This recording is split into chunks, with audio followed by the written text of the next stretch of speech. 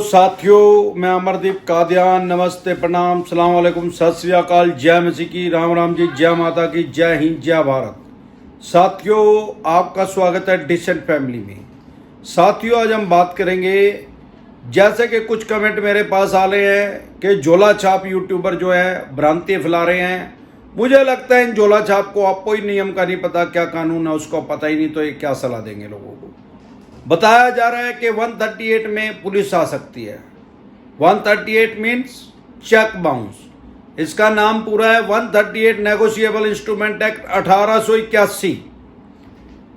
साथियों, मैं हर बार एक बात कहता हूं, एक सलाह मेरी हमेशा से रहती है किसी भी आम और खास आदमी को, अगर आपके पास पैसा है तो आप पैसा लौटा दें, इनका किस्तें दे दें, अगर कुछ प्लंटी भी लगी है उसको भी दे दें, नहीं तो फ्यूचर में आपकी फाइनेंशियल डेथ कर देंगे। कोई भी बैंक या एनबीएफसी कंपनी आपको लोन नहीं देगी। आपने चाहे 12% पे लोन लिया है, 24 पे लिया है, चाहे 36% पे लिया है, वो तो आपने अपनी मर्जी से लिया है। अब लेने के बाद आप ये नहीं कह सकते कि मेरे से आदमी 36% ब्याज ले रहा है।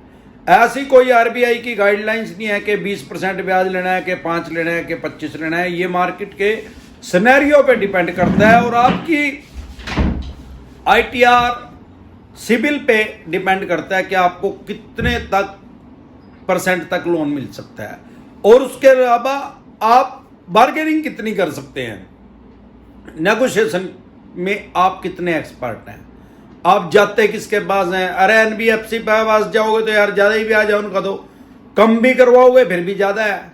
तो आप जाओ, कम ब्याज पे लेना है तो सबसे पहले सरकारी बैंक के पास जाओ, वहां से ना मिले फिर प्राइवेट बैंक के पास जाओ, वहां से भी ना मिले फिर तीसरे नंबर पे एनबीएफसी कंपनी के पास जाओ। साथियों, जैसे कि मैं हर बार बताता हूं, आपके 2 लोन डिफॉल्ट हो गए, 5 हो गए, चाहे 25 हो गए, किसी में भी पुलिस का कोई रोल नहीं है। सारे देश के किसी भी थाने या चौकी में आपकी एफआईआर दर्ज नहीं हो सकती, आपके ऊपर मुकदमा दर्ज नहीं हो सकता, ना ही किसी भी पुलिस वाले के पास, चाहे वो मंत्री का गनमैन है, चाहे संतरी का गनमैन है, चाहे वो थाने में ड्यूटी है, चाहे चौकी में ड्यूटी है, चाहे वो पुलिस का कितना मर्जी बड़ा अधिकारी है, और चाहे वो अर्दली है, उसके पास कोई राइट्स नहीं है, कोई पावर नहीं है आपके पास फोन करने की। अगर आपके पास फोन कर रहा है कोई और वो ये कह रहा है कि मैं पुलिस वाला हूं, तो आप ये समझो कि ये चवन्नी छाप है। चवन्नी छाप ही पुलिस का रोल करते हैं। पुलिस को इतनी पागल नहीं है पुलिस के अपने पद का दुरुपयोग करेगी, इसमें पुलिस की नौकरी चली जाएगी यार, अगर उसने ऐसा काम कर दिया तो, इलीगल तरीके से किसी के पास फोन कर दिया तो ऐसे कोई राइट्स नहीं है। मेरे 2 लोन डिफॉल्ट हो गए, 5 हो गए, चाहे 25 हो गए, यह कोई क्रिमिनल ऑफेंस नहीं है। माननीय सुप्रीम कोर्ट का इस पे डिसीजन आ चुका है, मैं पहले भी बता चुका हूं। माननीय सुप्रीम कोर्ट से भी जो फाइनल डिसीजन आया उसमें यह कहा गया है कि अगर किसी भी तरह का लोन है और वो डिफॉल्ट हो गया तो वो क्राइम की श्रेणी में नहीं आएगा, वो सिविल का डिफॉल्ट माना जाएगा। सिर्फ 2 कारण से जेल हो सकती है। 138 में भी जेल नहीं होती यार, ये तो झोला छाप है। 138 में अगर जेल भी होगी ना, 30-35 साल लगेंगे। कैसे यार, मेरे ऊपर 138 का चेक बाउंस का केस कर दिया, एक ही दिन में डिसीजन आ जाएगा। लोअर कोर्ट में भी 4-5 साल लग जाते हैं भाई साहब, फिर सेशन में चला जाएगा। और अगर भगवान ना करे मुझे 2 साल की मैक्सिमम सजा हो सकती है, ऐसा नहीं है कि जज साहब 2 साल की दे देंगे, मैक्सिमम 2 साल की सजा हो सकती है, या डबल तक जुर्माना हो सकता है जितने का वो चेक है। अगर भगवान ना करे 2 साल की दे भी दे इन झोला छापों को, ये तो पता नहीं यार। हमारे देश में सबसे बड़ी डेमोक्रेसी है, सबसे बड़ा लोकतंत्र है, किसी भी केस में अगर 3 साल तक की सजा होती है तो तुरंत जमानत मिल जाती है। सेशन कोर्ट से ही, हाई कोर्ट में भी जाने की आपको जरूरत नहीं, आपकी डिस्ट्रिक्ट से ही आपकी जमानत मिल जाएगी। उसके बाद फिर सेशन में केस चलेगा, फिर 5-7 साल वहां लगेंगे, फिर हाई कोर्ट में चलेगा 8-10 साल वहां लगेंगे, फिर सुप्रीम कोर्ट में चलेगा 10-12-15 साल वहां लगेंगे। अरे भाई साहब, 30-35 का तो अभी हो गए, 30-35 साल के बाद जेल का ऑप्शन आएगा। इतना हरिद्वार का ही ऑप्शन आ जाएगा भाई। कौन ही 80-90 साल जीने लग रहा है आज का टाइम का आदमी, ऐसा खान पान नहीं आज की डेट में जो 80-90 साल तक निकालेंगे। वो हमारे दादा परदादा के आदमी थे, टाइम के आदमी थे, जिन्होंने ऑक्सीजन भरपूर ले रखी थी। आजकल तो ऑक्सीजन की जरूरत पड़ने लग रही है, पेड़ कटने लग रहे चारों का नहीं।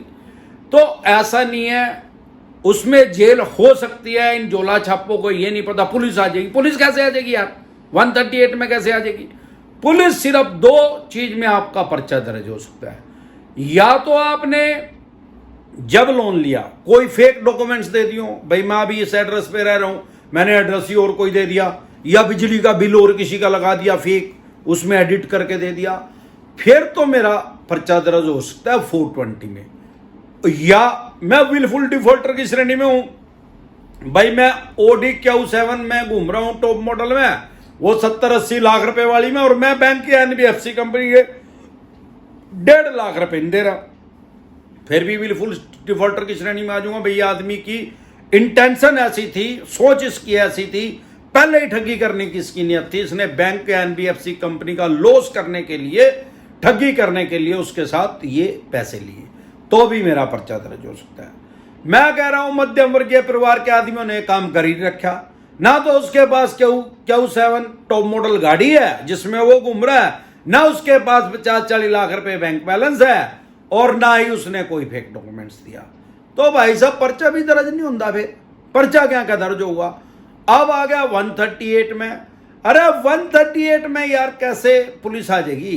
पुलिस एक ऑप्शन और है, अगर आप कोर्ट की अवमानना करेंगे, भाई को अगर किसी बैंक NBFC कंपनी ने चेक बाउंस का केस कर दिया अमरदीप कादियान के ऊपर, और कोर्ट से नोटिस आ रहा, नोटिस भी 2 तरह के होते हैं, बल्कि 3 तरह के, एक तो चवन्नी छाप ही अपने आप ही भेजता, या बैंक के NBFC कंपनी का वकील भेजा, या कोर्ट का ऑटोमेटिक नोटिस नहीं आता।